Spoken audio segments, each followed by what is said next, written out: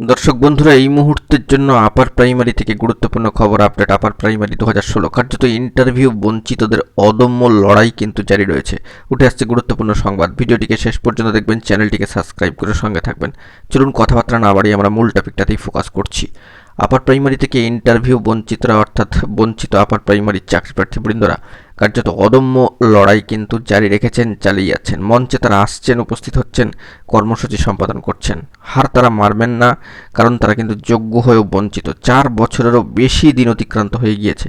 ভাবা যায়, একটা দুটো দিন নয় কিন্তু। বিভিন্ন কর্মসূচি, অ্যাক্টিভিটি তারা পালন করছেন। তবে ন্যায্য দাবি থেকে তারা যে দাবি রেখেছেন, সেই তাদের দাবি থেকে তারা কিন্তু পিছপা হবেন না, যতক্ষণ না পর্যন্ত তাদের সেই দাবি দেওয়া পূরণ হচ্ছে।